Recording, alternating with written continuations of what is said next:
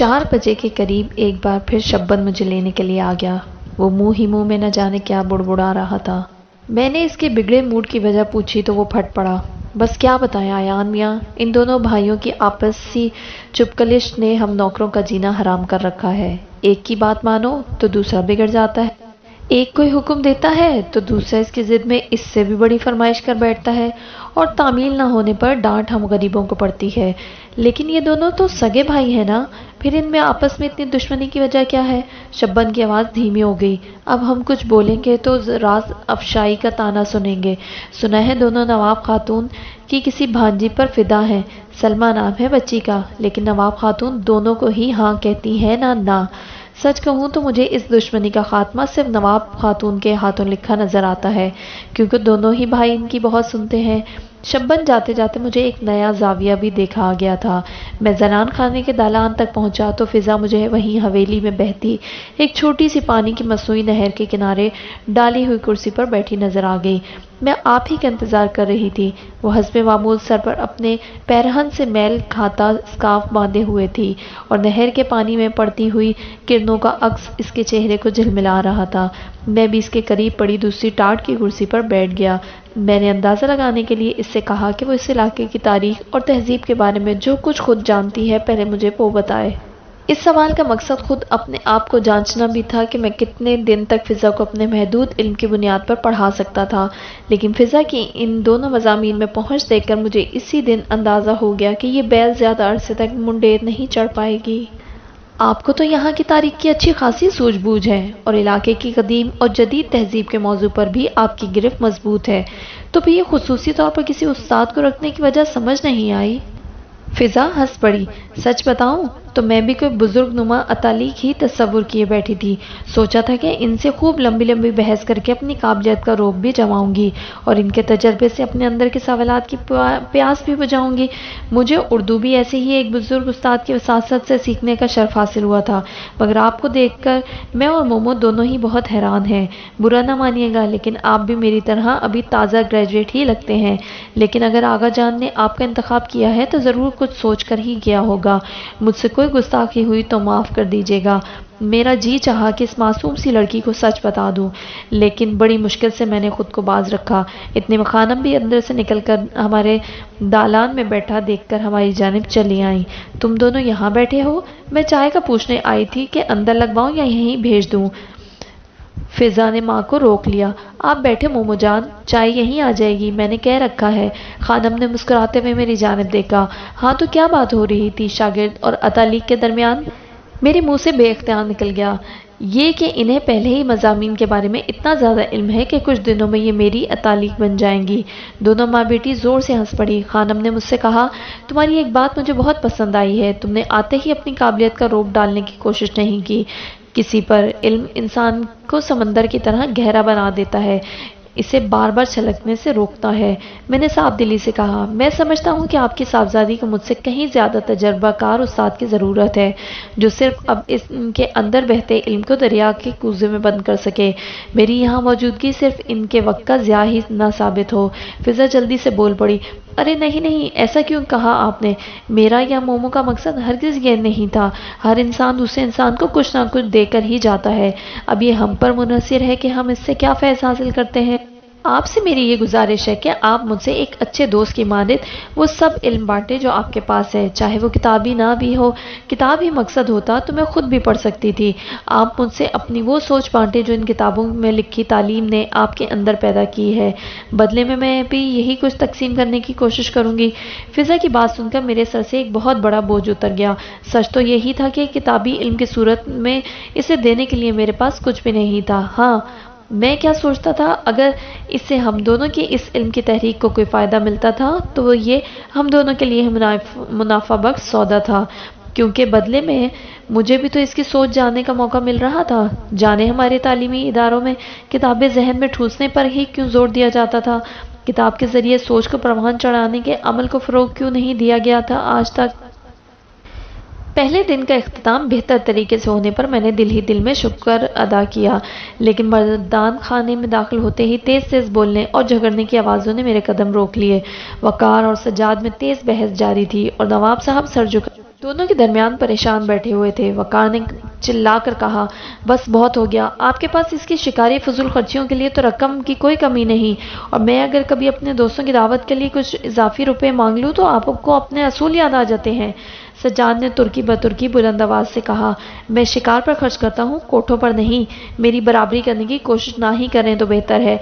बड़े भाई से यह जुमला बर्दाश्त नहीं हुआ और वो तेजी से छोटे की जानिब बढ़ा। बहुत जबान चलने लगी है तुम्हारी, आज इसका भी बंदोबस्त किए देता हूँ, नवाब साहब की बर्दाश्त जवाब देगी। और वो जोर से चिल्लाकर उठ खड़े हुए। शर्म आनी चाहिए तुम दोनों को, अब तो बाप की मौजूदगी का भी लिहाज नहीं रहा किसी को।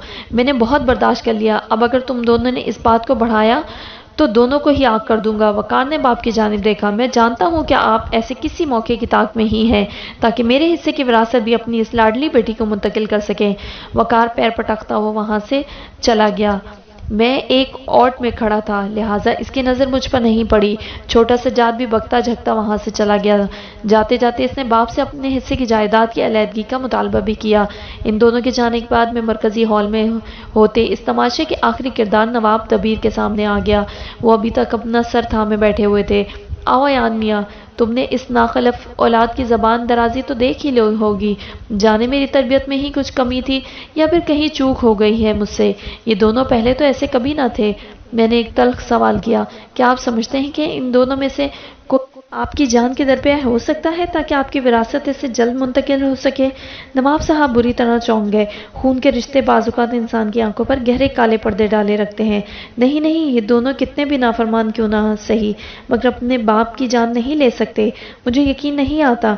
मैंने नवाब साहब को ज्यादा कुरेदना मुनासिब नहीं समझा, ना ही मैंने शब्बन से सुनी बात इनके कान में उंडेली कि इस अचानक तब्दीली की वजह कहीं इनकी अपनी भाभी नवाब खातून तो नहीं, क्योंकि किसी भी हतमी फैसले पर पहुंचने से पहले मुझे अभी बहुत से काम अंजाम पहुंचाने थे, बहुत से चेहरों को टटोलना था। वो रात मैंने अपने कमरे में ही गुजारी। दोनों भाई नाराज होकर शाम ही से घर से बाहर जा चुके थे और सुबह तक इनकी वापसी की कोई उम्मीद नहीं थी। पाशा साहब अपने किसी करीबी रिश्तेदार के यहाँ किसी तकरीब में गए हुए थे और इनकी वापसी अब अगले हफ्ते ही मुतवक्के थी। गोया मर्दान खाने में इस रात मेरे और हवेली के मुलाजमों के अलावा कोई दूसरा नहीं था। मेरा बार बार बाहर टहलना नवाज को मशकूक कर सकता था, लिहाजा मैंने खुद को कमरे तक ही महदूद रखा। जाने क्यों आज मुझे राजा, बाला और मुझी तीनों ही बहुत याद आ रहे थे। जाने वो कैसे होंगे, मुझे याद तो ज़रूर करते होंगे। कैफ़े फ़िराक में इनकी महफिलें अब भी इसी तरह जमती होंगी या नहीं? चचा फ़िराक कैसे होंगे? मिर्ज़ा अब भी इन तीनों के लिए फ़िराक चचा से छुपाकर फ्रेश रोल और गर्म पेटीज़ रखता होगा या नहीं? सब कुछ वैसा ही होगा, बस मेरी कमी होगी। मैं जाने किन ख्यालों में खोया हुआ था कि अचानक मुझे बाहर किसी खटके की आवाज़ सुनाई दी। मैं चौंक कर उठ बैठा और फिर दूसरे खटके से पहले ही मैं आहिस्तगी से अपने कमरे से निकल चुका था। आवाज़ ऊपर वाली मंजिल से आई थी। मैं दबे पाऊँ मगर तेज़ी से सीढ़ियाँ चढ़कर ऊपर राहदारी में आ गया। राहदारी सुनसान पड़ी हुई थी। इसी मंजिल पर हवेली की लाइब्रेरी भी थी। मैंने चारों तरफ घूमकर अच्छी तरह जायजा लिया मगर वहां कोई नहीं था। मैं कुछ देर इंतजार के बाद वापस अपने कमरे में आ गया। अगली सुबह मैंने नवाब साहब से बड़े सबील तस्करा पूछा कि मर्दान खाने की दूसरी मंजिल पर आम हालात में कौन रिहाइश पसीर रहता है। उन्होंने बताया कि कोई मुस्तकिल रिहायशी नहीं है। दूसरी मंजिल का बस कभी कभार चौकीदार या मुहाफिज रात को वहां का चक्कर लगा लेते हैं, लेकिन जाने क्यों मुझे ऐसा लग रहा था कि वो किसी मुहाफिज की आहट नहीं थी। मैंने बात टाल दी। शाम को फिजा अपनी कल वाली जगह पर ही मेरा इंतजार कर रही थी, लेकिन आज वो किताबें लेकर नहीं आई थी। अलबत्ता इसके हाथ में एक नोटबुक ज़रूर मौजूद थी जिसमें इसने इस इलाके के तर्ज तामीर के बारे में अपने कुछ मुशाहिदात दर्ज किए हुए थे। आप क्या समझते हैं मुगल इस खत्ते की आर्किटेक्चर पर इतना असरअंदाज क्यों हो पाए? शायद इसलिए कि वो अपने साथ एक नई ताजगी और तामीरात में किसी खूबसूरत तस्वीर जैसी बारीकियां लेकर आए थे। अब आप अपने इस महल को ही ले लें, ये बजाते खुद इस वादी में और इन खेतों के दरमियान किसी एक खूबसूरत पेंटिंग की तरह ही तो लगती है। मुगल वाकई मुसव्विर थे। फिजा मुस्कुराई। आप मुगलों से बहुत मुतासिर लगते हैं। नहीं, खुद अपने आप से क्या मुतासिर होना, हम भी मुगल हैं। फिजा खुशी से बेयकीनी से चिल्लाई, अच्छा वाकई, ओह ये कितनी हैरत की बात है। और मैं आपको बताऊं कि मैं वाकई मुगलों से बहुत मुतासिर हूँ। आपसे मिलकर खुशी हुई सर अयान मुगल। हम दोनों हंस पड़े। اس دن ہم دونوں نے بہت دیر تک مغل تہذیب اور طرز تعمیر پر اپنے اپنے خیالات بانٹنے اور اپنا اپنا نظریہ پیش کیا۔ فضا ایک ذہین لڑکی تھی اور اس کی سوچ کے زاویے بہت منفرد تھے۔ وہ شاید زمرد حویلی میں تنہائی کا بھی شکار تھی، کیونکہ ماں کے علاوہ کسی اور کے پاس یہاں اس کے لیے وقت نہیں تھا۔ میں جان بوجھ کر کم بولتا اور اسے زیادہ سنتا، اور وہ تھی بھی کچھ ایسی ہی قابل سماعت۔ خود میرے بھی بہت سے مبہم زاویے اس کی معلومات سے واضح ہوتے گئے، اور پھر ہمارا یہ روز کا معمول بنتا چلا گیا۔ ہم روزانہ زمرد حویلی کے اس نہر کے کنارے بیٹھ کر خود اپنے اندر کو کھوجتے اور فضا اہم باتیں بک میں نوٹ کرتی جاتی۔ اب میں اس کا استاد نہیں، بلکہ ہم دونوں ہی اپنی اپنی سوچ اور خیال سے ایک دوسرے کو تعلیم دے رہے تھے۔ دھیرے دھیرے خود مجھے بھی ان مضامین میں دلچسپی محسوس ہونے لگی تھی، اور میں نے خود اپنی معلومات کے لیے اپنی لائی ہوئی لائبریری میں موجود کتابیں کھنگالنا شروع کر دی تھیں۔ اب جب میں نے فضا سے یہاں کی تاریخ اور تہذیب پر بات کرتا تو وہ ماضی کی طرح میرے رٹے رٹائے جملے نہیں ہوتے تھے، بلکہ میری اپنی کھوج اور تحقیق ہوتی تھی۔ فضا کی صحبت ایان احمد کو بھی کتابوں سے محبت کرنا سکھا رہی تھی، یا شاید میں اپنے اندر تبدیل ہو رہا تھا، لیکن جس اصل مقصد سے میں زمرد حویلی میں داخل ہوا تھا وہ ابھی تک میری نظروں سے اوجھل تھا۔ پاشا صاحب بھی واپس آ چکے تھے اور دن گزرتے جا رہے تھے۔ مجھے فضا جیسی سچی اور صاحب گو لڑکی سے اپنی حقیقت چھپانا بھی اچھا نہیں لگ رہا تھا، لیکن عجیب الجھن تھی کہ میری شناخت کا چھپا رہنا خود اسی کے گھرانے کے لیے ضروری تھا۔ آخر کار مجھے زمرد حویلی میں داخل ہوئے 2 ہفتے سے زیادہ ہو گئے۔ میں نے فیصلہ کر لیا تھا کہ اب ہمیں حملہ آور کا چھپ کر انتظار کرنے کے بجائے اسے خود آگے بڑھ کر حملہ کرنے کی ترغیب اور لالچ دینا ہوگی۔ میں نے نواب صاحب کو اپنے منصوبے سے آگاہ کیا تو پاشا صاحب فکر مند ہو گئے، لیکن میاں یہ بھی تو سوچو کہ اگر ہم سے ذرا سی بھی چوک ہو گئی تو نواب صاحب کی جان کو واقعی خطرہ ہو سکتا ہے۔ میں نے ان پر واضح کیا کہ ہم اعلان کی حد تک یہ مشہور کریں گے کہ نواب صاحب اپنی بیگم خانم سے کسی کھٹ پٹ کی وجہ سے مردانے کی خوابگاہ میں منتقل ہو رہے ہیں، جبکہ اصل میں وہ اپنی مردانے والی خوابگاہ میں نہیں میرے کمرے میں سوئیں گے، اور ان کی خوابگاہ میں ان کے بستر پر میں موجود رہوں گا۔ نواب صاحب نے بھی میری حفاظت کے پیش نظر کچھ تامل کیا، لیکن میں نے آخرکار انہیں قائل کر ہی لیا کہ شکار کو اس کے کمین گاہ سے نکالنے کے لیے یہ چارہ ڈالنا بہت ضروری ہے۔ طے یہ پایا کہ نواب صاحب ایک آدھ دن میں میرے منصوبے کے مطابق مردانے میں منتقل ہو جائیں گے، اور خانم کو اس معاملے میں اعتبار میں لینے کی ضرورت پڑی تو اس سے بھی دریغ نہیں کیا جائے گا۔ اس رات میں اپنے منصوبے کی جزیات پر غور کرنے کے لیے بہت دیر تک جاگتا رہا۔ ویسے بھی نیند کا اور میرا ساتھ تو جانے کب کا چھوٹ چکا تھا۔ کبھی یہ نیند میری کتنی گہری سہیلی ہوتی تھی، مجھے اپنے گھر کی نیند یاد آتی۔ امی، ریحان اور چھوٹی دن چڑھے تک مجھے جگا جگا کر تھک جاتی تھی، اور پھر آخرکار ابا کے حکم پر ریحان باقاعدہ بالٹی بھر پانی لا کر مجھ پر انڈیل لیا کرتا تھا۔ کاش ہمارے من میں نیند اور بیداری کا بھی کوئی مخصوص خودکار نظام ہوتا تو کم از کم اپنی آدھی زندگی تو اپنی مرضی سے بتا سکتے۔ میری نیندیں تو اس نے حسن بے پرواہ نے برباد کر دی تھی، جسے آخری لمحے یہ احساس بھی نہیں ہو سکا کہ کوئی اس کے لیے دھیرے دھیرے اندر سے مر رہا ہے۔ گہنا کا خیال آتے ہی میرے آس پاس پھر سے اداسی کی گہری دھند اور گہرا چھایا چھا گیا، جو میرے آس پاس باقی تمام مناظر دھندلا دیتا تھا۔ اچانک مجھے اوپر کی منزل سے پھر وہی ہلکے قدموں کی چاپ اور کسی تالے کے کھلنے جیسا کھٹکا سنائی دیا۔ اس بار مجھے اپنی سماعتوں پر بالکل شک نہیں ہوا۔ میں بجلی کی تیزی سے اپنے کمرے سے نکلا اور اوپر کی منزل کی جانب لپکا۔ اوپر راہداری مکمل اندھیری اور سنسان تھی۔ اچانک ایک ستون کے پیچھے نیچے دالان سے آتی روشنی کے ایک ٹکڑے میں مجھے کسی حیولے کا سایہ سا دکھائی دیا۔ کوئی شخص اپنے آپ کو بڑی سی کالی چادر میں لپیٹے میری موجودگی سے بے خبر دوسری منزل پر بنے کسی کمرے میں داخل ہو گیا۔ میرے پاس فیصلہ کرنے کے لیے بہت کم وقت تھا۔ دوسرے ہی لمحے میں اس دروازے کے باہر دیوار سے ٹیک لگا کر اپنا سانس روک کے کھڑا تھا۔ اس کمرے کا ایک ہی دروازہ کھلا تھا اور دوسرے بڑے دروازے کے باہر لگا بڑا سا تالا مجھے یہاں سے بھی بند نظر آ رہا تھا۔ لمحے برسوں کی طرح گزرنے لگے، جانے وہ اتنی دیر تک اندر کیا کر رہا تھا۔ قریباً 20 منٹ 20 صدیوں کی طرح بتانے کے بعد میں نے آخر کار خود اندر جانے کا فیصلہ کر لیا، لیکن ٹھیک اسی وقت اندر سے کسی کے دھیمے قدموں کی چاپ نے مجھے پھر سے دم سادھنے پر مجبور کر دیا۔ कोई धीरे धीरे चलता हुआ दरवाजे तक आया और फिर इसने बाहर कदम रखा ही था कि मेरे हाथ की पंजे की मजबूत गिरफ्त ने इस अजनबी की कलाई को जकड़ लिया। मुझे मूसा का दिया हुआ इब्तदाई सबक याद आया, दुश्मन के हाथ को सबसे पहले काबू कर लो तो वो आधा रह जाता है, क्योंकि सबसे पहली जद्दोजहद और कोशिश हाथ की ही होती है। मुखालिफ का हाथ नकारा कर दो तो आधी जीत पहले ही अपने नाम हो जाती है। लेकिन इससे पहले कि मैं इसकी कलाई को झटका देकर नकारा करता, फर्श पर बहुत सी कांच की चूड़ियां और कंगन टूटकर गिरने की आवाज गूंजी। मैंने घबरा कर हाथ छोड़ दिया। स्याह शॉल के नीचे से एक सिसकी सी उभरी। मैंने दूसरे हाथ से अजनबी की चादर उल्टा दी। फिजा में एक कूंदा सा लपका और किसी की सुनहरी जुल्फें तेज हवा से उड़ी और किसी चांद चेहरे से लिपटकर खुद नकाब बन गई। वो फिजा थी जो इस कदर खौफजदा हो चुकी थी कि इस कांपते लुबों से आवाज तक नहीं निकल पा रही। इसकी कलाई से चूड़ियां टूटने की वजह से खून की एक पतली सी लकीर उभर कर बहने को थी। मैंने इससे पहले आज तक कभी भी फिजा को बिना स्कार्फ या खुले बालों के साथ नहीं देखा था। वो हमेशा अपने सर को ढांपे रखती थी।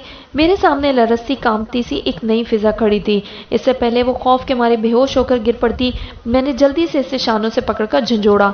होश में आइए, ये मैं हूँ अयान। फिजा ने एक झुरझुरी सी ली। मैंने जल्दी से अपनी जेब से रुमाल निकालकर इसकी कलाई पर बांधा। आप इस वक्त आधी रात को यहाँ क्या कर रही हैं? वो हकलाई। मैं तो लाइब्रेरी से चंद किताबें लेने और पुरानी वापस रखने आई थी। दरअसल मेरे भाइयों को मेरा दिन के वक्त यहाँ मर्दाने की लाइब्रेरी में आना पसंद नहीं है, इसलिए मैं छुपकर रात को यहाँ आती हूँ, हफ्ते में 2 मरतबा। मेरी नज़र फिजा के दूसरे हाथ में पकड़ी एक किताब पर पड़ी।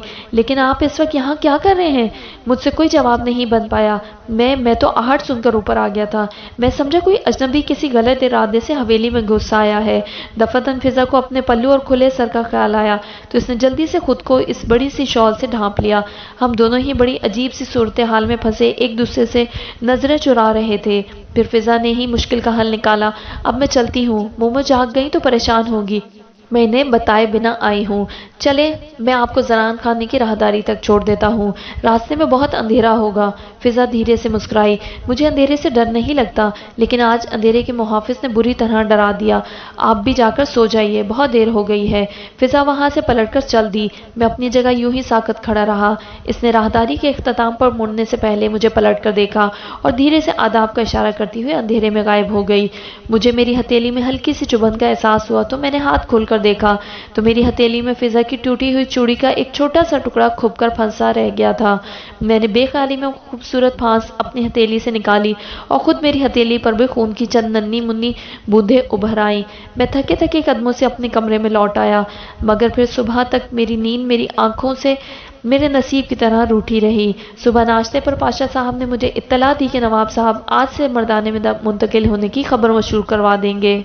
और फिर सबसे पहले हवेली के ढंडोरची शब्बन ने ही मुझ तक राजदाराना अंदाज में खबर पहुंचाई। क्या बताया यान मियाँ, लगता है हवेली को किसी की स्याह नज़र खा गई है। अब पता चला कि नवाब साहब और खानम बेगम के दरमियान कुछ नाचाकी हो गई है शायद, तभी तो उन्होंने अपनी मर्दान खाने वाली ख्वाबगाह की सफाई का हुक्म दे दिया है। आज शाम से वो खुद भी मर्दाने में मुंतकिल हो रहे हैं। अल्लाह ही खैर करे। शब्बन न जाने और क्या कुछ कहता रहा, लेकिन मेरी नज़र बार बार अपनी हथेली के इस नन्हे मुन्ने से घाव पर जाकर टिक जाती थी, जो गुज़िश्ता रात मेरी तकदीर की अंधेरी लकीरों में किसी जुगनू की तरह जगमगा रहा था। 4 बजे मैं ट्यूशन के लिए ज़नान खाने पहुंचा तो फिजा को पहली मर्तबा कुछ बेएतमाद और उलझा सा पाया। मैं खुद भी इससे नज़र मिलाने से न जाने क्यों कतरा रहा था। इस रोज़ हमारा मौजू भी कुछ तशना ही रहा। फिजा मुझसे तारीख और इस खित्ते की इजादात के बारे में कुछ बात करना चाहती थी, लेकिन इसके लफ्ज़ कुछ बेरब्त से थे। आप नहीं समझते कि नूर जहाँ ने इतर ईजाद करके अपने अहद को कितना अजीम तोहफ़ा दिया था? मैं मुस्कुराया। कौन जाने वो ईजाद नूर जहाँ की ही थी या फिर मलका ने किसी कनीज़ या गुलाम की तहकीक को अपने नाम कर लिया था। वो बहस के मूड में थी। नहीं, आप सिर्फ अपने अंदर की एक शक की वजह से इतना बड़ा सहरा इस मलका से नहीं छीन सकते। और फिर एक इतर की ईजाद पर ही क्या मुनहसर? क्या हर दौर में ऐसी कई ईजादात के बानियों ने हमारे लिए ज़िंदगी बेहद सहल और आसान नहीं कर दी? हमसे पहले के लोग सभी कुछ तो कर गए हैं हमारे लिए। मैंने एक गहरी सांस ली। लेकिन कितना बड़ा अलमिया है कि इंसान ने इंसान के लिए इजादात की सूरत में भी जो आसानियां पैदा की, हम इंसानों ने ही इनका हुसूल चंद सिक्कों से मुंसलिक करके खुद अपनी ही ज़िंदगी को फिर से अपने लिए किस कदर मुश्किल बना दिया है। काश इस दुनिया में ये रुपए पैसे और सिक्के वजूद में ही ना आते। अगर हम ज़िंदगी को इस बेजान और मादी पैमाने पर ना परख सकते तो कितना अच्छा होता। تب یہاں کوئی امیر ہوتا نہ غریب، صرف انسان ہوتے، سب برابر اور یکساں انسان۔ فضا غور سے میری جانب دیکھتی رہی۔ کبھی کبھی آپ بالکل فرحات کی طرح باتیں کرتے ہیں، اسے بھی یہ دنیاوی تقسیم اور روپے پیسے کی بنیاد پر اونچ نیچ سخت زہر لگتی تھی۔ وہ بھی بالکل آپ جیسا تھا۔ فضا اپنی رو میں کچھ کہتے کہتے رک سی گئی۔ میں نے اس کے چہرے کو اترتے چڑھتے رنگ کو باغور دیکھا۔ یہ فرحات کون ہے؟ فضا نے مجھ سے نظریں چرا لی۔ ہے نہیں، تھا۔ تہران یونیورسٹی میں میرا ہم جماعت تھا، میرا بہترین دوست، میرا ہم نفس تھا۔ کیوں ہے کیوں نہیں؟ فضا دور خلا میں گھور رہی تھی۔ آغا جان کو میرا اس سے ملنا جلنا پسند نہیں تھا۔ وہ غریب تھا مگر اس کے خیالات انقلابی تھے، اور رئیس و امرا کو انقلاب ذرا کم ہی بھاتا ہے۔ میں نے چونک کر اسے دیکھا۔ تو آپ نے ہتھیار کیوں ڈال دیے؟ آپ بھی اس انقلاب میں فرحات کی مددگار کیوں نہیں بن گئی؟ فضا اداس ہو گئی۔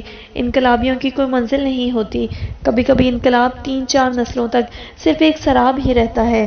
میں اس کے ساتھ چلنے کے لیے تیار تھی، مگر وہ مجھے ان کانٹوں میں گھسیٹنے کے حق میں نہیں تھا۔ لہٰذا چپ چاپ سب چھوڑ چھاڑ کر اپنی تعلیم مکمل کرنے کے لیے وظیفے پر جرمنی چلا گیا، اور میں 2 سال بعد آغا جان کے اصرار پر یہاں آ گئی۔ تب سے ہمارا کوئی رابطہ نہیں۔ فضا نے آج پہلی بار اپنا دل میرے سامنے کھولا تھا۔ تو اس نازنین کو بھی دنیا میں منفرد اور جدا رکھنے والا یہ محبت نامی پارس ہی تھا۔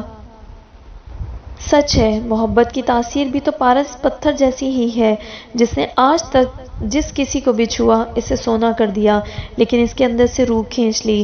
دنیا کے سبھی محبت کرنے والے اس پارس سے چھو جانے کے بعد بنا روح اور جان کے سونے کی مورتیوں جیسی زندگی ہی تو گزارتے ہیں۔ میں نہ جانے کن خیالات میں کھویا رہا، اور مجھے پتہ بھی نہیں چلا کہ فضا مجھے غور سے دیکھ رہی ہے۔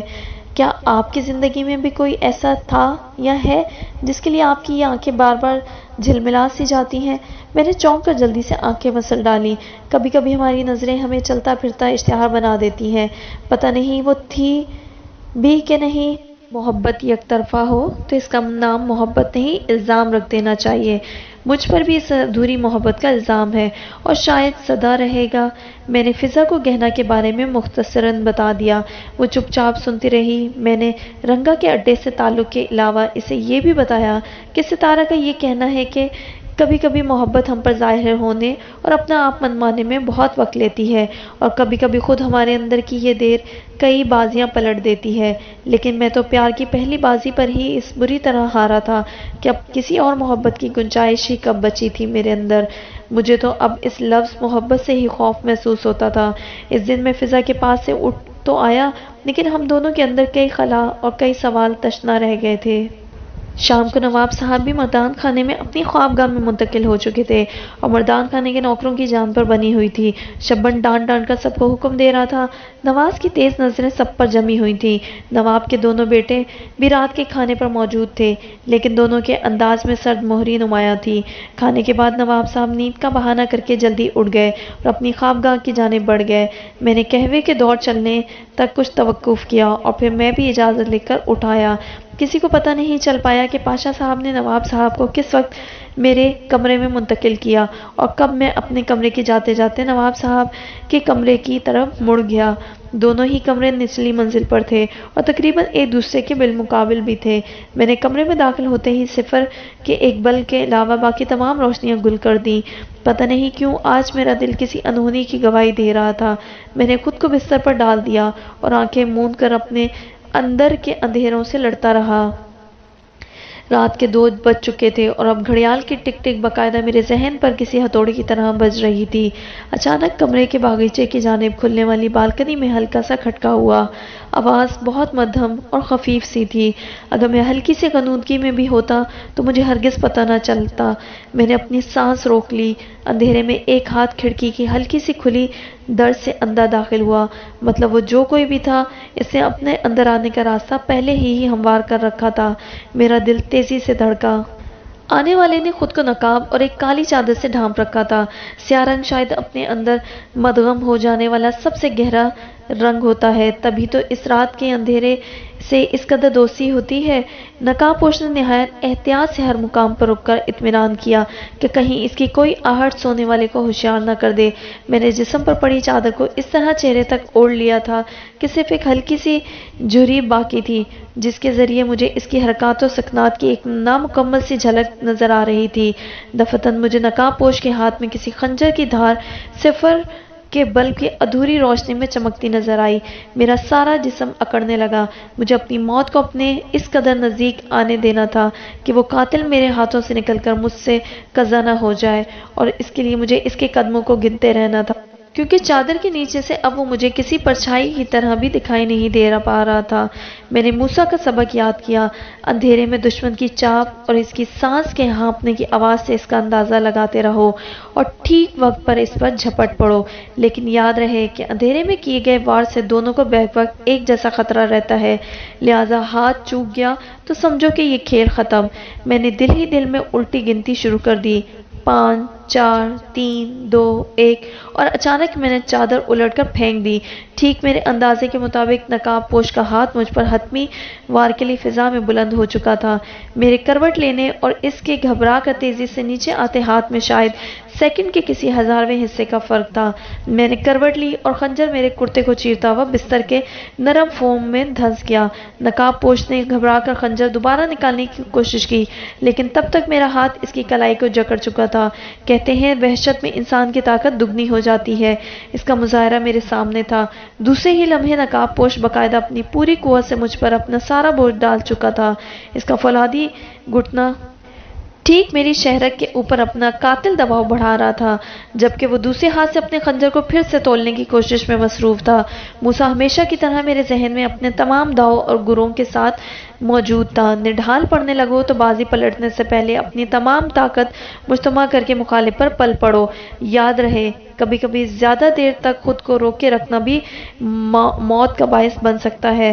میں نے اب تک اس بات کا خاص خیال رکھا تھا کہ نقاب پوش کو کوئی ایسی چوٹ نہ لگ جائے جو جان لیوا ثابت ہو سکتی ہو، کیونکہ اس کی موت سے ہمارا مقصد حاصل نہیں ہو سکتا۔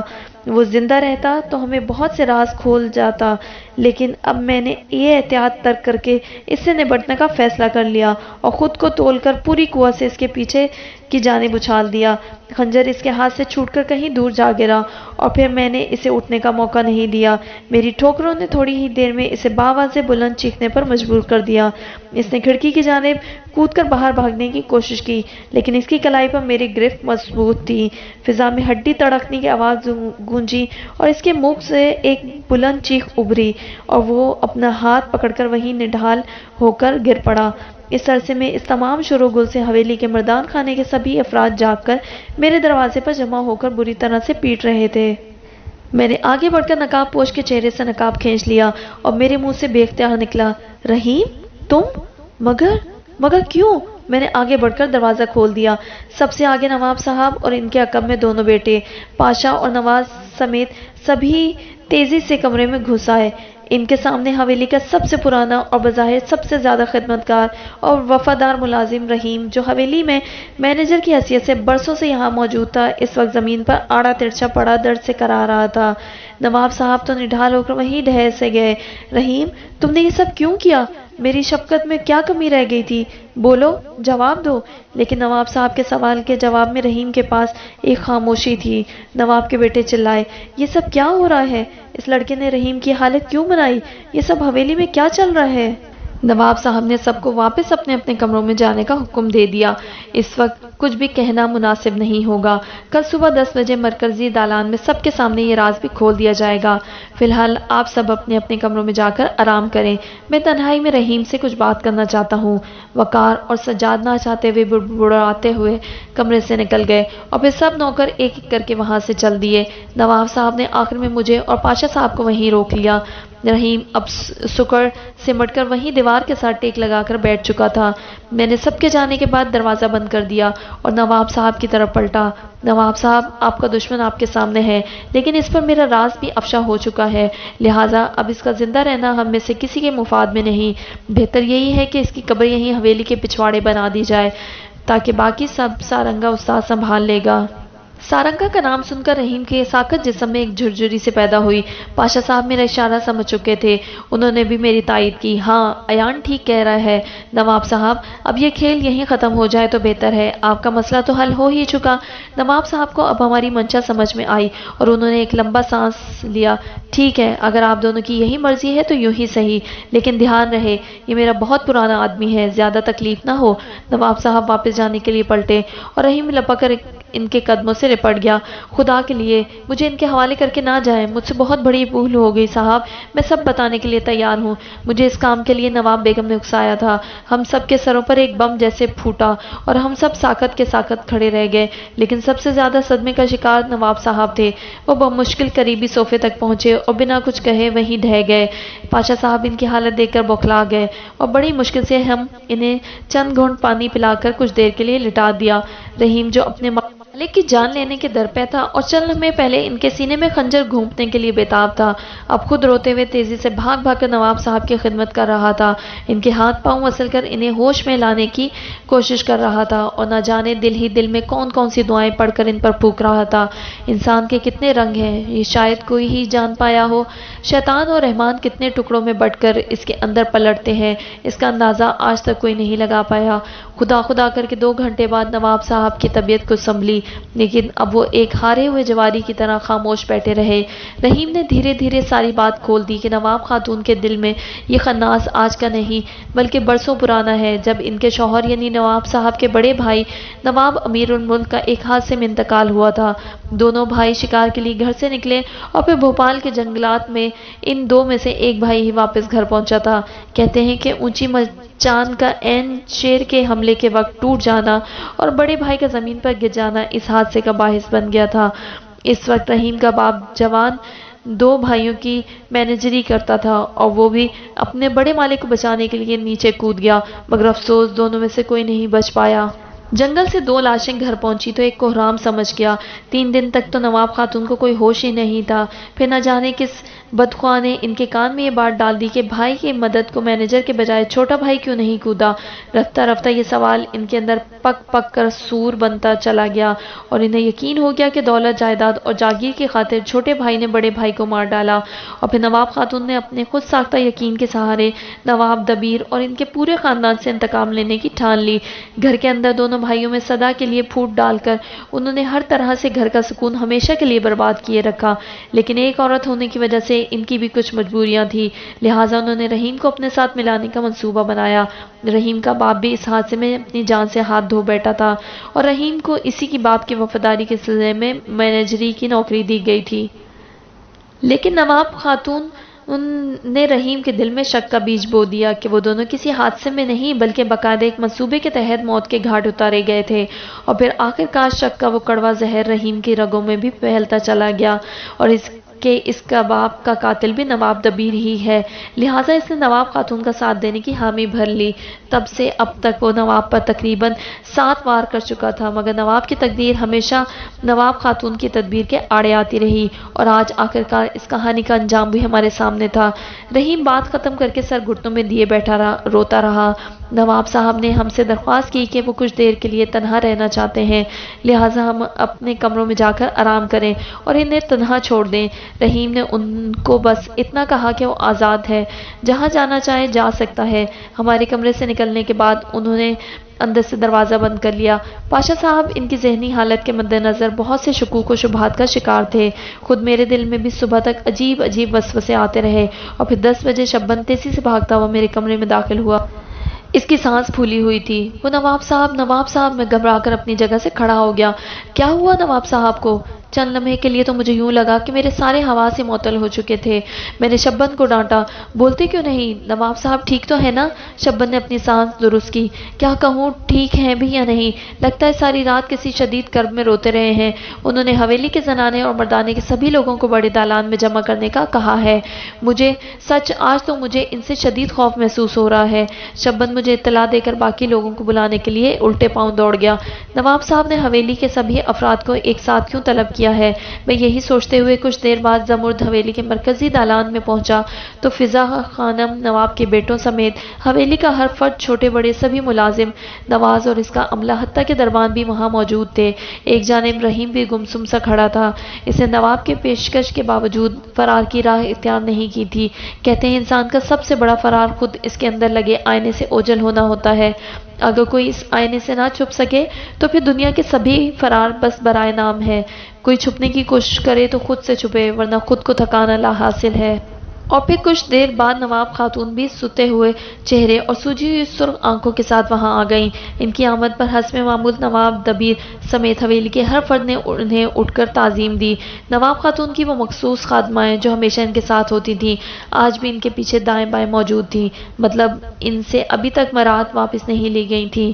لیکن نواب خاتون کا چہرہ بتا رہا تھا کہ انہیں رحیم کے ذریعے ساری بات کھل جانے کی اطلاع مل چکی ہے۔ لیکن میں نے آج بھی نواب صاحب کو ان کی تعظیم کے لیے اٹھتے دیکھا تو مجھے ریت و رواجوں میں بندھے اس شخص کے لیے خود اپنے دل میں بڑی قدر محسوس ہوئی۔ نواب دبیر واقعی ایک اعلیٰ ظرف انسان تھے۔ نواب صاحب نے کچھ دیر تک سب کے بیٹھ جانے کا انتظار کیا، پھر انہوں نے پاشا صاحب کو تمہید باندھنے کا اشارہ کیا۔ پاشا صاحب اٹھ کر نواب صاحب کے ساتھ سب کے سامنے جا کر کھڑے ہو گئے۔ آج چند ایسی باتیں آپ لوگوں کے علم میں آئیں گی جس سے آپ میں سے کوئی بھی پہلے واقف نہیں تھا۔ دراصل کچھ عرصے سے نواب صاحب کی زندگی کو شدید خطرات لاحق ہو گئے تھے۔ کوئی اندیکھا دشمن نواب صاحب کی زندگی کے در پہ تھا، اور وہ جتنے بھی حادثے آج تک اس حویلی میں اتفاقیہ سمجھے گئے تھے، وہ سب کے سب اس اجنبی قاتل کی نواب صاحب کی جان لینے کی کوششیں تھیں۔ سارے مجمع کو جیسے سانپ سا سونگ گیا، اور پھر سبھی نے سرگوشی میں ایک دوسرے سے کچھ پوچھنا شروع کیا۔ خانم پریشانی میں اپنی جگہ کھڑی ہو گئی۔ نواب صاحب، یہ سب کیا ہے؟ یہ پاشا صاحب کیا کہہ رہے ہیں؟ نواب صاحب نے خانم سے بیٹھ جانے کی درخواست کی۔ پاشا صاحب نے اپنی بات جاری رکھی۔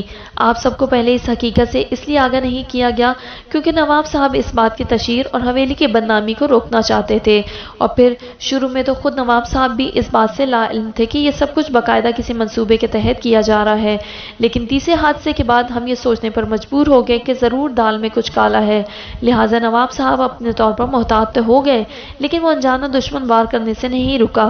لہٰذا میں نے اور نواب صاحب نے طے کیا کہ ہمیں پولیس کو یا کوتوالی کو درمیان میں ڈالے بنا اس دشمن کو کھوجنا ہوگا، تاکہ گھر کی بات گھر میں ہی رہے اور باہر کوئی نئی داستان نہ بن پائے۔ اس کام کے لیے ہم نے زیر زمین دنیا سے رابطہ کیا، اور ایک مہربان کی وساطت سے ایان میاں کو فضا بیٹی کی اطالی کے روپ میں حویلی میں مدعو کیا گیا، لیکن وہ دراصل نواب صاحب کی جان کے دشمن کے خاتمے کے لیے یہاں بلائے گئے تھے۔ اس لمحے میں نے فضا کے چہرے پر بہت سے رنگ آ کر جاتے دیکھے۔ اس نے کچھ ایسی نظر سے میری طرف دیکھا جیسے اس کا بیان ممکن نہیں۔ پاشا صاحب فضا کے دل کی حالت سے بے خبر بولتے رہے، اور پھر آخر کار کل رات ایان کو اپنے مقصد میں کامیابی حاصل ہو ہی گئی۔ انہوں نے اپنی جان پر کھیل کر اور خود نواب صاحب کی خوابگاہ میں اپنے آپ کو شکار کے لیے پیش کر دیا، اور وہ انجانہ دشمن اسی وقت رحیم کی صورت میں آپ کے سامنے موجود ہے۔ سب ہی کی نفرت بھری نگاہیں رحیم پر ٹک گئیں۔ نواز کا تو پتہ نہیں چل رہا تھا کہ وہ اس وقت رحیم سے وہیں سارے حساب بے باک کر لے۔ پاشا صاحب نے رحیم کی سنائی ہوئی داستان ایک بار پھر سب کو سنا دی کہ اس دشمنی کی ابتدا بھوپال کے حادثے سے ہوئی، اور اس کا انجام کل رات نواب کی خوابگاہ میں کیسے ہوا۔ اس تمام عرصے کے دوران نواب خاتون بالکل خاموش اور ساکت سی بیٹھی رہی۔ پاشا صاحب نے اپنی بات ختم کی تو بہت دیر تک ماحول پر خاموشی چھائی رہی۔ نواب صاحب خود بھی مضمحل سے کھڑے تھے، جیسے ان کا دل مردہ ہو چکا ہو۔ انہوں نے پاشا صاحب کو اشارہ کیا، اور پاشا صاحب نے دوبارہ کلام کا سلسلہ جوڑا۔ جس حادثے پر قتل کا شک کیا جا رہا ہے، اس کا ایک عینی گواہ جو بھوپال کے جنگل میں اس شکار کے دوران بڑے نواب یعنی نواب خاتون کے شوہر نواب امیر الملک کا سب سے قابل اعتماد ساتھی بھی تھا، اور نواب امیر الملک کے دائیں بازو کے طور پر مشہور تھا۔ اس کا نام اکبر ہے، جسے نواب صاحب نے راتوں رات اپنی خصوصی گاڑی بھیج کر یہاں سے 3 گھنٹے دور کی مسافت پر اس کی قصبے سے بلوا لیا تھا، اور اب وہ کچھ دیر پہلے ہی یہاں پہنچا ہے۔ پاشا کے اشارے پر نواز نے اپنے عقب میں کھڑے ایک بہت ضعیف شخص کو آگے آنے کا کہا۔ اکبر کو دیکھ کر پہلی مرتبہ نواب خاتون کے چہرے پر حیرت اور یاد ماضی کے کچھ آثار نمودار ہوئے۔ اکبر سلام کر کے ایک جانب کھڑا ہو گیا۔ پاشا نے کہا، اس روز بھوپال کے جنگل میں جو کچھ بیتا اکبر نے خود اسے اپنی آنکھوں سے دیکھا، اور آج آپ کے سامنے وہ پھر سے وہی سب بیان کرے گا۔ یاد رہے کہ یہی وہ اکبر ہے جس پر نواب امیر اس قدر بھروسہ کرتے تھے کہ ان کی خوابگاہ کی ایک کنجی ہمیشہ اکبر کے پاس رہتی تھی۔ اکبر 2 قدم آگے بڑھایا اور اس نے کانپتی ہوئی آواز میں اس شام کا ذکر چھیڑ دیا۔ مچان خود اکبر نے جنگل کی دیگر شکاری کارندوں کے ساتھ مل کر بندھوائی تھی اور اس کے ٹوٹنے کی بات درست نہیں تھی۔ دراصل نواب امیر نشانہ لینے کے لیے خود خطرناک حد تک آگے کو جھکے ہوئے تھے اور کنارے کی لکڑی اتنا بوجھ میں سہار نہ سکی اور چٹک کر علیحدہ ہو گئی۔ ٹھیک اسی لمحے شیر کا حملہ ہوا اور رحیم کا باپ جو اسی مچان پر موجود تھا اپنے مالک کی مدد کے لیے نیچے کود گیا۔ نواب دبیر کچھ فاصلے پر دوسری مچان میں بیٹھے تھے اور انہی کی گولی نے شیر کو گھائل ہو کر بھاگنے پر مجبور کر دیا تھا۔ نواب دبیر نے نشانہ لینے اور گولی چلانے میں ایک پل کی دیر بھی نہیں کی تھی، لیکن تب تک وہ درندہ بڑے نواب اور رحیم کے باپ کو خاصا زخمی کر چکا تھا۔ نواب دبیر نے اپنے بھائی کا بہت خون دیکھ کر اپنے حواس نہیں کھوئے اور جس قدر جلد ممکن ہو سکتا تھا انہیں پیٹھ پر لاد کر دور کیمپ میں کھڑی گاڑیوں تک پہنچے۔ کیونکہ گھنی جھاڑیوں اور درختوں کی وجہ سے گاڑی مچان تک نہیں پہنچ سکتی تھی، لیکن لمبے راستے کی وجہ سے ہسپتال تک پہنچتے ان دونوں کا خون اس قدر زیادہ بہہ چکا تھا کہ یکے بعد دیگرے دونوں مالک نوکر نے ہسپتال میں ہی جان ہار دی۔ اکبر نے اس غلط فہمی کو بھی دور کر دیا جو بڑے نواب صاحب کی موت کے بعد اس کی اچانک گمشدگی کی صورت میں افواہوں کا باعث بنی تھی۔ اس نے بتایا کہ بڑے نواب کے بعد اس کا دل ہی نہیں چاہا کہ وہ روزانہ اپنے مہربان مالک کی یادوں کو کریدنے کے لیے حویلی آئے، لہٰذا اس نے چھوٹے نواب سے اجازت لے کر خود کو اپنے قصبے تک محدود کر لیا اور آج بھی وہ صرف اپنے مالک کے عزیز جان چھوٹے بھائی پر لگے الزام کو دھونے کے لیے اپنے گھر سے نکلا ہے۔ ساری بات آئینے کی طرح واضح ہو چکی تھی۔ نواب صاحب نے کچھ دیر تک وقف کیا، پھر جب وہ بولے تو برسوں کے بیمار لگ رہے تھے۔ میں نے نواب خاتون کو ہی ہمیشہ اس حویلی کا بڑا سمجھا ہے اور آج بھی وہی اس خاندان کی بڑی ہیں۔ کاش وہ اپنے دل کا یہ کانٹا کبھی بھی مجھے دکھا پاتی تو آج یہ نوبت نہ آتی۔ بہرحال دیر آید درست آید۔ میں نے بھائی جان کی موت سے لے کر اب تک ان کے حصے کی ایک ایک پائی نواب خاتون کی خدمت میں ہی پیش کی ہے، لیکن اگر وہ آج تک یہی سمجھتی رہیں کہ یہ سارا مکروہ کھیل ہی وراثت کا ہے تو آج میں نے ان کے نام یہ سادہ مختار نامہ دستخط کر دیا ہے۔ وہ اس پر جو جی چاہے بھر کر اپنے نام کر سکتی ہیں۔ میں نے یہ زمرد حویلی بھی ان کے نام کر دی اور خود اگلے ماہ ایران منتقل ہو کر باقی ساری زندگی وہیں بسر کرنے کی ٹھان لی ہے۔ رحیم کو میں نے پہلے ہی معاف کر دیا ہے، وہ چاہے تو اسی حویلی کے طور پر اپنی نوکری جاری رکھ سکتا ہے۔ میں نے نواب خاتون کو بھی معاف کیا اور ان سے بھی اپنے تمام حقوق بخشنے کی التجا کرتا ہوں۔ بات ختم کرتے کرتے نواب صاحب کی آنکھوں سے آنسو روا ہو چکے تھے۔ پاشا نے جلدی سے انہیں سنبھالا۔ ایک کونے میں کھڑا رحیم بھی رو رہا تھا اور پھر میں نے شبن سمیت حویلی کے سبھی ملازمین کی آنکھوں کو بھیگتے ہوئے دیکھا۔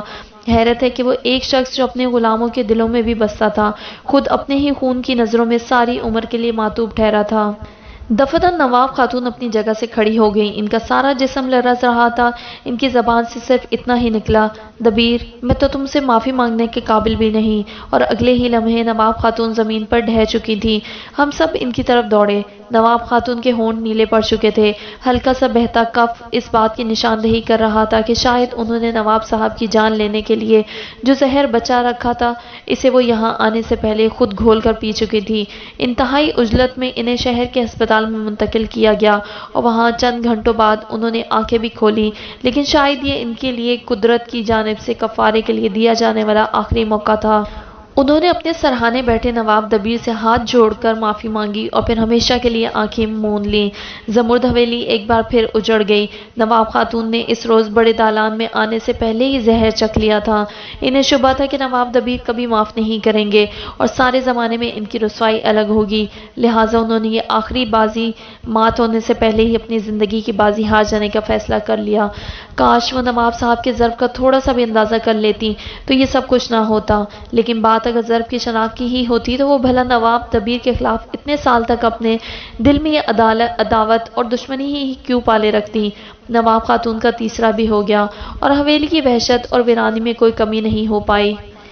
میں اب نواب صاحب کی اجازت لینا چاہتا تھا کیونکہ میرا کام یہاں ختم ہو چکا تھا، لیکن اس سے پہلے مجھے اس مہاجبین سے بھی معافی مانگنی تھی جس سے اپنی شناخت چھپانے کا جرم کا بوجھ اب مجھے کچلے جا رہا تھا، لیکن کوئی ایسا موقع یا بہانہ مجھے مل نہیں پایا کہ میں فضا تک اپنا پیغام پہنچا سکوں۔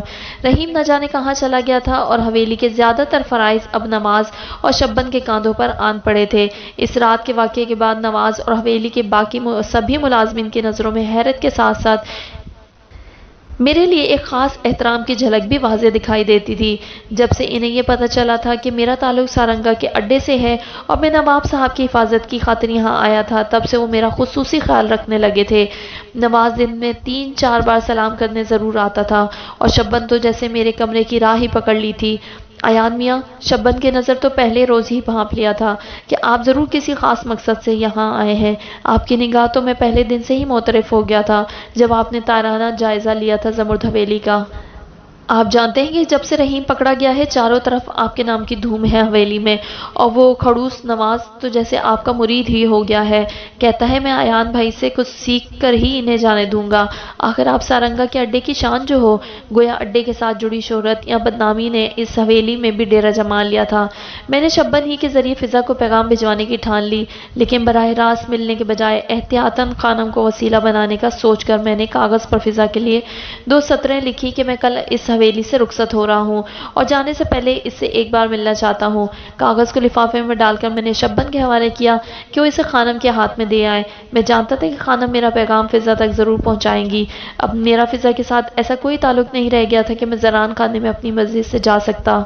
میری توقع کے مطابق خانم نے شبن کے ہاتھ ہی جوابی پیغام بھجوا دیا کہ آج شام کی چائے میں ان لوگوں کے ساتھ زنان خانے میں ہی پیوں۔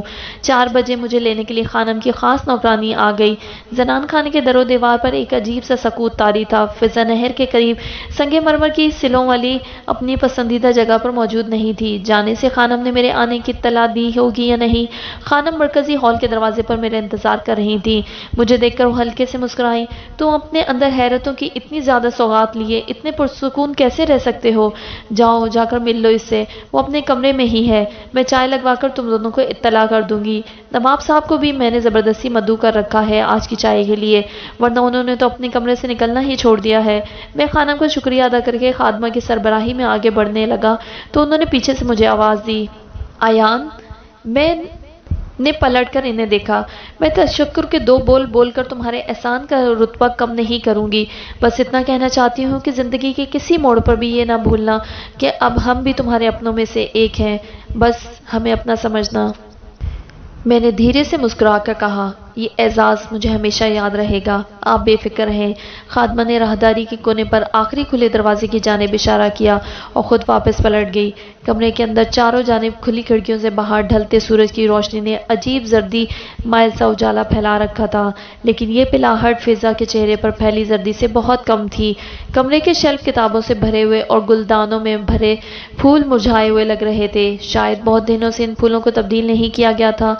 کمرے کی دیواروں پر ایران کے چند مشہور مصوروں کی بنائی ہوئی تصاویر سجی تھی۔ ایک جانب پڑے ہوئے موسیقی کے جدید سسٹم، آڈیو سسٹم کے قریب اردو اور فارسی کی غزلوں کی چند ڈسک بھی نظر آ رہی تھیں۔ مجھے یاد آیا کہ فضا نے مجھے بتایا تھا کہ وہاں کی مشہور گلوکارہ گوگوش کو آج بھی ایران میں ایک دیوی کی حیثیت حاصل ہے، لیکن فضا اس وقت اداسی اور ملال کی ایک ایسی دیوی کی طرح کھڑکی کے قریب کھڑی باہر دیکھ رہی تھی جسے اس کا دیوتا ہمیشہ کے لیے سنیاس کی سوغات دے کر بچھڑ گیا ہو۔ میری آہٹ پر اس نے چونک کر پلٹ کر دیکھا اور جلدی سے خود کو سنبھالا۔ آج اس نے سر پر اسکارف نہیں باندھا ہوا تھا، بس ایک سیاہ شال تھی جو بار بار اس کے سر سے سرک جاتی تھی۔ اوہ، آپ آ گئے؟ معاف کیجیے گا، میں اپنے دھیان میں تھی۔ آئیے بیٹھیے، وہاں کیوں کھڑے ہیں؟ میں ایک جانب کھڑکی کے سامنے بچھے صوفے پر بیٹھ گیا۔ یہاں آنے سے پہلے میں نے نہ جانے لفظوں کے کتنے انبار اپنے ذہن و دل میں جمع کر رکھے تھے، لیکن فضا کے سامنے آتے ہی جیسے میں اپنی یادداشت ہی کھو بیٹھا تھا۔ میں نے خود کو مجتمع کیا۔ میں آپ سے کچھ کہنا چاہتا ہوں۔ فضا سر جھکائے بیٹھی رہی۔ جانتی ہوں، لیکن اگر آپ اپنی شناخت چھپانے کے لیے کوئی معذرت کرنا چاہتے ہیں تو ایسا نہ کیجیے گا۔ آپ نے اپنا فرض ہی تو پورا کیا ہے۔ ہاں، البتہ اگر آپ میرے اندر مچلنے والی اتھل پتھل کے لیے خود کو ذمہ دار سمجھتے ہیں تو میں بس اتنا ہی کہوں گی کہ یہ میری تقدیر میں تھا۔ آپ اپنے دل پر بوجھ نہ ڈالیں۔ فضا کی آواز لرز رہی تھی۔ وہ خود پر قابو پانے کی بھرپور کوشش کر رہی تھی، لیکن اس کی آنکھیں اور آواز اس کا ساتھ نہیں دے رہی تھی۔ میں جانتا ہوں میرا جرم بہت بڑا ہے، لیکن مجھے اپنے منصب کے ظرف کی وسعت کا بھی خوب اندازہ ہے، لہٰذا میں معذرت جیسے کم وزن لفظ استعمال کرنے نہیں آیا۔ سچ یہی ہے کہ میرا تعلق زیر زمین دنیا کے ایک بدنام اڈے سے ہے، اور یہی میری شناخت ہے۔ فضا کچھ دیر خود کو سنبھالے رکھنے کی جدوجہد میں جٹی رہی، اور پھر اچانک ہی پھوٹ پھوٹ کر رو پڑی۔ کیوں ایان، کیوں کیا آپ نے میرے ساتھ ایسا؟ اگر آپ مجھے بتا بھی دیتے تو کیا میرے ظرف پر آپ کو اتنا بھی بھروسہ نہیں تھا کہ میں یہ راز سنبھال پاتی؟ میں اس کے یوں ایک دم رو پڑنے سے بالکل حواس باختہ سا ہو گیا۔ ارے ایسے کیسے؟ آپ اپنے قیمتی آنسو یوں نہ بہائیں، چپ ہو جائیں، مجھے بہت دکھ ہوگا اگر آپ ان موتیوں کو یوں ضائع کر دیں گی۔ میرا دل چاہا میں خود اپنی ہتھیلیوں میں اس خزانے کو جذب کر لوں۔ اس نے تڑپ کر میری جانب دیکھا۔ اور مجھے جو دکھ ہوا ہے اس نقصان کی بھرائی کیسے کریں گے آپ؟ مجھے اس کے معصوم سوال نے لاجواب کر دیا۔ واقعی اس نقصان کا ازالہ تو ناممکن ہے۔ میں تو آپ کے ایک آنسو کی قیمت بھی عمر بھر ادا نہیں کر پاؤں گا۔ آپ چاند نگر کی شہزادی ہیں اور میں بے گھر بنجارہ آوارہ۔ مجھے اتنا قرض دار نہ کریں کہ میں خود کو بیچ کر بھی اسے ادا نہ کر سکوں۔ فضا نے اپنی زخمی نگاہ اٹھائی۔ ایسا کیوں کہتے ہیں آپ سے ان چند دنوں میں بہت کچھ سیکھا ہے میں نے۔ مجھے اس سے کوئی فرق نہیں پڑتا کہ آپ کا تعلق کس گروہ یا قبیلے سے ہے۔ آپ وہ واحد انسان ہیں جن کی باتیں سن کر فرحات کی یاد کی کسک میرے دل سے مٹ جاتی ہے۔ مجھے آج تک لگتا تھا کہ زندگی کا بس ایک ہی زاویہ ہے جو فرحات کے فلسفے نے میرے من کے اندر اجاگر کیا ہے، لیکن آپ سے مل کر اور آپ کی زندگی کے بارے میں نظریات جان کر میں نے اپنے اندر ایک نئی فضا کو جنم لیتے پایا تھا۔ مجھے بس یہی بات اندر سے کاٹے جا رہی ہے کہ آپ جیسا فرہاد یہ دوہری شخصیت کیسے رکھ سکتا ہے؟ میں آپ کی کس پہچان کو حتمی سمجھوں؟ کسی انڈرورلڈ مافیا سے جڑے ایک شخص کی، یا پھر اس انسان کی جو مجھے چند دنوں میں بہت کچھ دے گیا؟ کیا آج تک آپ نے مجھ سے جو بھی بانٹا وہ لفظ صرف ایک دکھاوا تھے، اپنے فرض سے بندھے ایک شخص کی مجبوری تھے؟ نہیں، ایسا نہیں ہے۔ ہاں، میں اپنے فرض اور وعدے کے ہاتھوں مجبور ضرور تھا، لیکن آپ سے مل کر تو میں نے خود اپنے اندر چھپے ایک نئے ایان کو ڈھونڈا ہے۔ آپ سے ملاقات کسی اڈے سے وابستہ شخص کی نہیں، ایک نئے ایان کی تھی جسے اپنی کم مائیگی اور آپ کی بیش قیمت کا خوب احساس ہے۔ فضا نے اپنی جھکی پلکیں اٹھائی۔ نہیں، وہ ایان بھی بہت قیمتی ہے، فضا سے کہیں زیادہ بیش قیمت ہے، اور ان 3-4 دنوں میں اس ایان سے نہ مل کر مجھے احساس ہو رہا ہے جیسے وہ ایان میری زندگی کا جز بنتا جا رہا ہے۔ میں سمجھتی تھی کہ فرحات کے جانے کے بعد میرا دل اب کسی کے لیے یوں دھڑک نہیں پائے گا، لیکن مجھے اعتراف کرنے دیں کہ اس رات لائبریری سے جب میں اپنی زخمی کلائی لے کر واپس لوٹی تھی تو شاید خود کو وہیں لائبریری کے دروازے پر ہی چھوڑ آئی تھی۔ شاید اسی رات کا یہ اثر ہے کہ میں اب تک کسی خواب کی کیفیت میں ہوں۔ فضا رو پڑی۔ ایان، مجھے ڈر ہے میں کہیں آپ کی محبت میں نہ مبتلا ہو جاؤں۔ میں گھبرا کر اپنی جگہ سے کھڑا ہو گیا۔ مجھ سے کچھ بولا نہیں گیا۔ میں اس بھولی اور معصوم لڑکی کو یہ بھی نہیں کہہ سکا کہ ایسے راز دل کی چار دیواری میں ہی قید رہیں تو اچھا ہے، کیونکہ من کی چوکھٹ پار کر جانے کے بعد یہ محترم باتیں بس ایک الزام بن کر رہ جاتی ہیں، تہمت بن کر زبان در زبان پھیل جاتی ہیں، اور میں اس عفت مآب کے کورے دامن پر ایک ہلکا سا دھبا بھی برداشت نہیں کر سکتا تھا۔ محبت جیسے الزام کا داغ تو بہت بڑی بات تھی۔ یہ آپ کیا کہہ رہی ہیں؟ ایسی غلطی نہ کیجیے گا۔ آپ جانتی ہیں کہ میں اڈے سے جڑا ایک بدنام ہوں جو کسی کی محبت کے قابل نہیں۔ محبت کے لیے معاشرے میں کسی کی عزت اور رتبہ ہونا ضروری ہے، کسی مقام کی ضرورت ہوتی ہے۔ میں تو وہ ہوں جس کو دیکھ کر لوگ اپنی چوکھٹ بند کر دیتے ہیں، اپنی دہلیز پر سیاہ لکیر پھیر دیتے ہیں تاکہ میرے سبز قدم اسے پار نہ کر جائیں۔ بولتے بولتے میری آواز روحان سی ہو گئی، اور شاید میری آنکھوں کا کوئی کمزور بند ٹوٹ گیا۔ وہ تڑپ کر اٹھی اور اس نے میری آنکھیں پونچھ ڈالی۔ ایان، یہ کیا؟ نہیں، ایسا نہیں کرتے۔ یہ سب کچھ اتنی تیزی سے ہوا کہ شاید خود فضا کو بھی اپنی اس بے اختیاری کا ادراک نہیں ہو سکا۔ باہر سے برتنوں کی آواز آئی اور پھر خانم 2 خادماؤں کے ساتھ چائے کی ٹرالی لیے کمرے میں آ گئی۔ نواب صاحب بھی یہیں آ رہے ہیں، بات بہت خنکی ہو گئی ہے۔ کچھ ہی دیر میں نواب بھی آ گئے اور ہم سب نے فضا کے کمرے کی کھڑکی کے پاس ہی چائے پی۔ باہر ہلکی سی بوندا باندی شروع ہو چکی تھی اور تیز سرد ہواؤں کے شور اور زور سے دالان کے بلند و بالا درختوں کے پتے ٹوٹ کر فضا میں बिखरने लगे थे। मैं इन्हीं बिखरे पत्तों पर चलता हुआ शाम ढले मर्दान खाने में वापस पहुंचा तो मेरा चेहरा भीगा हुआ था। लोगों के लिए वो बाहर बहती बारिश का पानी था जिसने मेरे गाल भिगो दिए थे। अच्छा ही है कुदरत ने बारिश के पानी या आंसू में से किसी एक का रंग जुदा तख्लीक नहीं किया था, वरना शायद मेरे लिए जवाब देना मुश्किल हो जाता। काश सभी रोने वालों के सरों पर कोई बादल आकर बरस जाया करता तो हम में से बहुतों का भरम बाकी रह जाता। मैंने कमरे में पड़े तौलिए से अपना चेहरा पोंछ लिया। हर आंसू की कीमत में किसी नाज़नीन की हथेली का गदास नहीं हुआ करता। रात गए मेरे अंदर की हलचल ने बुखार की सूरत इख्तियार कर ली और सुबह तक मेरा जिस्म शदीद तप से फुनकने लगा। शब्बन ने मेरे माथे पर हाथ रखा तो घबरा कर वापस दौड़ा और फिर नवाब साहब और डॉक्टर समेत ही वापस लौटा। मैंने बड़ी मुश्किल से इन सबको यकीन दिलाया कि शायद रात को सर्दी लग गई हो, लेकिन अब मैं बिल्कुल ठीक हूँ। लेकिन डॉक्टर कब भला मरीज की सुनते हैं। सो इस डॉक्टर ने भी मुट्ठी भर कड़वी गोलियां और चंद सिरप मेरे हलक से नीचे उंडेल दिए। मुझे बचपन से ही इन कड़वी दवाओं और गोलियों से शदीद चिढ़ थी, लेकिन जब इंसान का नसीब ही कड़वा हो जाए तो फिर इन दुनियावी कड़वाहटों से कैसा गिला। मैं अपने प्रोग्राम के मुताबिक आज शाम जमुर्द हवेली से रुखसत हो जाना चाहता था, मगर इस बुखार ने मुझे शाम ढले तक बेसुध किए रखा और फिर शाम को नवाब साहब ने बाकायदा हुक्म सादिर कर दिया कि तबीयत संभलने तक मैं वापसी की सोच भी दिल से निकाल दूं। मैं मूसा को वापसी का पैगाम भिजवा चुका था और अगले रोज़ मैं बिस्तर पर पड़ा इसी शशोपंज में मुब्तला था कि याकूब मेंशन में सभी मेरा इंतज़ार करते होंगे। दोपहर 12 बजे का वक्त था जब अचानक ही हवेली के पोर्च में चंद गाड़ियों के रुकने और फिर ज़ोर ज़ोर से बातें करने की आवाज़ सुनाई दी और फिर सबसे पहले नवाब साहब मेरे कमरे में दाखिल हुए। लो भाई, तुम्हें बहुत फिक्र थी ना अपने इंतज़ार करने वालों की, तो तुम्हारा इंतज़ार भी ख़त्म हुआ। और फिर नवाब साहब के अक़ब में सबसे पहले मुझे मूसा की झलक नज़र आई। मैं हैरत और खुशी से उठकर बैठा ही था कि इसके पीछे इस्माइल और फिर खुद सारंगा भी मुझे कमरे में दाखिल होते नजर आए। मैं मूसा से गले मिलकर हटा तो रंगा ने भेज कर मुझे सीने से लगा लिया। कहाँ रह गया था तू साजन, तूने तो सबको ही उदास कर डाला। मूसा ने मुझे थपकी दी। रंगा भाई, हमारे शहजादे ने हमारी लाज रख ली। जिस काम के लिए यहाँ आया वो इसने कर दिखाया। सारंगा ने हंसकर मूसा से कहा, हाँ रे, आखिर शागिर्द किसका है? यही कहलवाना चाहता था ना तू मेरी ज़बान से। सब हंस पड़े। मैं अब तक हैरान था, लेकिन आप सब लोग यहाँ अचानक कैसे? बस तेरे बगैर दिल नहीं लगा तो हम तुझे लेने चले आए। नवाब साहब ने तेरी बीमारी की इत्तला पहुंचा दी थी। अभी कोई और भी है जिसका दिल तेरे बिना नहीं लगता? इसकी सवारी भी बस आती ही होगी। मैंने चौंक कर सारंगा को देखा, और कौन मुझसे मिलने यहाँ तक आ सकता था भला? और फिर पोर्च में किसी तीसरी गाड़ी के रुकने की आवाज़ सुनाई दी और चंद लम्हों में जो चेहरा दरवाजे पर नमूदार हुआ, इसने मुझे हैरत और खुशी का एक मजीद झटका दिया। वो नाहिद थी। अयान भाई, आप यहाँ छुपे बैठे हैं, लेकिन देख लें, आपकी बहन ने आखिर आपको ढूंढ निकाला।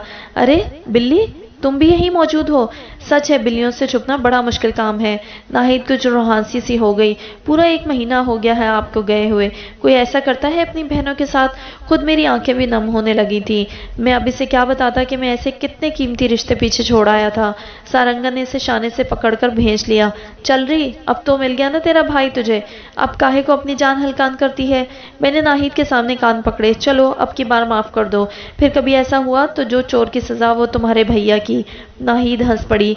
नवाब साहब ने सारंगा की लाख मिन्नतों के बावजूद इन्हें इसी रोज़ वापसी से रोक लिया। एक बहाना मेरी बीमारी भी थी और दूसरा ये कि सारंगा पहली मर्तबा जमुर्द हवेली में आया था, इसलिए नवाब साहब की मेहमानदारी का मज़ा चखे बगैर इसे भला कौन यहाँ से जाने देता। दोपहर के खाने पर नवाब साहब ने खसूसी तौर पर खानम और फिज़ा को भी मर्दाने में मदऊ किया हुआ था। खानम हैरत से इस दूसरी दुनिया के लोगों को देखती रही और फिज़ा और नाहिद आपस में न जाने क्या सरगोशियाँ करती रहीं। शायद दुनिया की हर औरत आलम अरवा से ही दूसरी औरतों की सहेली होती है, शर्त सिर्फ दुनिया में मुलाकात की है। खानम ने भी नाहिद को ढेर सारा प्यार किया और इसे बताया कि इसका भैया अयान अब इनका बेटा भी है, लिहाजा इस नाते से अब वो नाहिद की माँ हुई। नाहिद तो पहले ही इतने सारे नए रिश्ते देखकर खुशी से बेहाल हुई जा रही थी।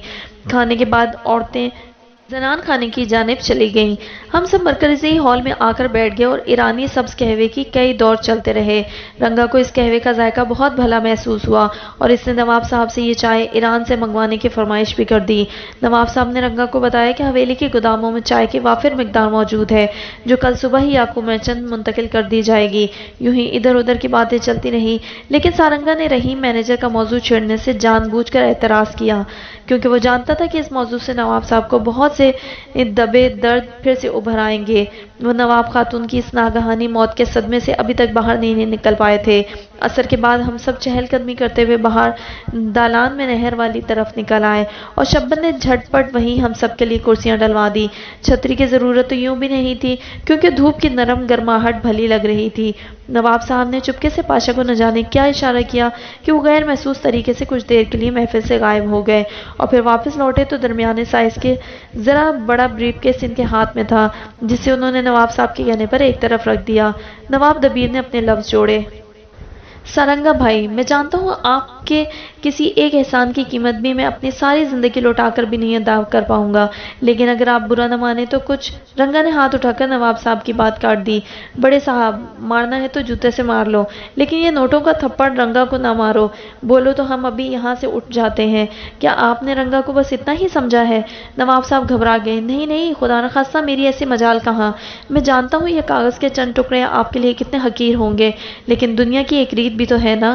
دنیا کی ساری ریتی اور ساری رسم و رواج ہم نے آپ کی حویلی پر حاضری دے کر اور یہاں آپ کا نمک کھا کر پورے کر دیے ہیں۔ ہاں، اگر آپ کو اب بھی کوئی شک ہے تو اس سجنا سے پوچھ لیتے ہیں۔ سارنگا نے میری جانب دیکھا۔ کیوں رے، کیا تجھے چاہیے یہ بکسا؟ کیا تو اس کے لیے یہاں آیا تھا؟ میں گڑبڑا سا گیا۔ مجھے نہیں تو میں بھلا کیا کروں گا اس کا؟ موسیٰ اور سارنگا دونوں ہی میری اس بوکھلاہٹ پر ہنس پڑے۔ دیکھا بڑے صاحب، ہمارا سورما بھی یہ نہیں چاہتا۔ آپ ایسا کرو، اسے اپنی گڑیا بٹیا کے سر سے وار کر صدقہ نیاز دے دو تاکہ حویلی پر آتی بلائیں بھی ہمیشہ کے لیے ٹل جائیں۔ نواب صاحب کی آواز میں ممنونیت تھی۔ میں جانتا ہوں میرا پالا کمال ظرف والوں سے پڑا ہے، میری گستاخی کو میری نادانی سمجھ کر معاف کر دیجیے گا۔ بات آئی گئی ہوگی اور نواب صاحب نے دوبارہ کسی معاوضے کی بات نہیں چھڑی۔ رات کا کھانا مردانے اور زنانے میں الگ الگ چنا گیا، البتہ کھانے کے بعد قہوے کے دور سے پہلے خانم فضا اور ناہید سمیت سب کچھ دیر کے لیے مردانے آئے اور کچھ دیر بیٹھ کر پلٹ گئیں۔ فضا شاید مجھ سے کچھ بات کرنا چاہتی تھی، لیکن ایسا کوئی موقع نہیں مل سکا۔ مجھے بخار کی تھکن نے پھر سے ستانا شروع کر دیا تھا، جبکہ سارنگا، موسیٰ اور نواب صاحب کا ابھی مزید محفل جمانے کا ارادہ تھا۔ میں ان سب سے اجازت لے کر اپنے کمرے میں چلا آیا۔ میرے ذہن میں بار بار اسی نازنین آفرین کے آنسو اور باتیں کسی دھماکے کی طرح لپک جاتے تھے۔ میں آدھی رات تک بستر پر پڑا کروٹیں لیتا رہا۔ یہ محبت ہمیشہ انہی دلوں پر ڈاکہ کیوں مارتی ہے جہاں اگلے کے نصیب میں مقدر کی صرف خالی تجوریاں ہی منہ چڑھاتی ملتی ہیں۔ اسے یہ خوف تھا کہ کہیں اسے مجھ سے محبت نہ ہو جائے۔ کتنی نادان تھی وہ، جو یہ بھی نہیں جانتی تھی کہ محبت ہمیشہ اپنے خوف سے پہلے دلوں میں ڈیرے ڈالتی ہے۔ یہاں کبھی کسی کا مکمل جہان نہیں ملتا۔ محبت کوئی جوئے کی بازی تو نہیں کہ ہر بازی کے بعد محبت کا جواری بھی یہی کہتا پھرے کہ چلو ایک محبت اور سہی۔ یہ تو وہ بازی ہے جو ہر بار آخری بازی ہوتی ہے۔ جوا ہوتا ہے، ایک بازی اور سہی کا کلیہ ہمیں ہر بار نیا داؤ کھیلنے پر مجبور کیے رکھتا ہے اور شاید ہم کبھی نہ کبھی اپنے من کی مراد کو جیت ہی لیتے ہیں، لیکن یہاں تو اصول ہی جدا تھے۔ دفعتاً مجھے ایک اور عجیب سا احساس بھی ہوا۔ فضا نے مجھے بتایا تھا کہ اس نے فرحاد کے سامنے کبھی اپنے جذبوں کا اظہار نہیں کیا تھا، لیکن اگر وہ محبت ہی تھی تو پھر یہ کلیہ فضا کی محبت پر کیوں لاگو نہیں ہوا؟ شاید دنیا کی ہر نئی محبت اپنی جگہ آپ بناتی ہے۔ کوئی بھی نئی محبت پچھلی محبت کے اثرات کو نہیں مٹا سکتی، نہ ہی اس کی جگہ لے سکتی ہے۔ شاید محبت کی مثال بھی بہتے پانی جیسی ہے جو ہر بار اپنا راستہ خود بناتا ہے۔ تو پھر میرے دل کی راہیں گہنا کے ساتھ ہی کیوں بند ہو گئی تھیں؟ اس کی ہر پگڈنڈی پر خاردار جھاڑیوں اور جنگلی گھاس کیوں اگائی تھی جس نے سبھی راستے اور ساری منزلوں کے نشان مٹا ڈالے تھے؟ صبح تک میرا بخار اتر گیا، لیکن نواب صاحب نے ہمیں دوپہر کے کھانے کے بعد ہی روانگی کی اجازت دی۔ لیکن قدرت ہمارے لیے کب واپسی کے راستے آسان اور کھلے چھوڑ کر رکھتی ہے۔ ہر قدم پر ایک نئے گھات، ایک نئی بیڑی ہمارے قدم روکنے کے لیے موجود ہوتی ہے۔ عصر کے وقت جب ہم حتمی طور پر نواب صاحب سے رخصت ہونے کے لیے مرکزی دالان میں جمع تھے تو ماحول اداس تھا۔ خانم نے ناہید اور مجھ سے ہزار وعدے لیے کہ اب ہم زمرد حویلی کی راہ نہیں بھلائیں گے اور آتے جاتے رہیں گے۔ فضا صبح سے ہی خاموش سی تھی۔ میں نے اسے ماحول میں واپس لانے کے لیے ٹوکا، اور ہاں، یاد رہے ابھی ہم دونوں پوری طرح اس بات پر متفق نہیں ہوئے تھے کہ مغل آرکیٹیکچر زیادہ بہتر ہے یا پھر ان کے دور کی مصوری۔ یہ مدعا ابھی باقی ہے۔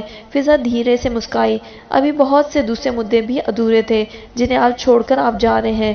میں نے غور سے اس کی آنکھوں میں دیکھا اور ابھی کچھ کہنا ہی چاہتا تھا کہ حویلی کے مرکزی دروازے کی جانب سے ایک کڑک دار اور بھاری آواز ابھری۔ ایسی بھی کیا جلدی ہے رنگا بھائی؟ ہم سے ملے بنا ہی چلے جاؤ گے کیا؟ سب نے چونک کر پلٹ کر دروازے کی جانب دیکھا۔ موسیٰ کی زبان سے سرسراتی سرگوشی نکلی، یہ تو کالی ہے، یہ یہاں کیا کر رہا ہے؟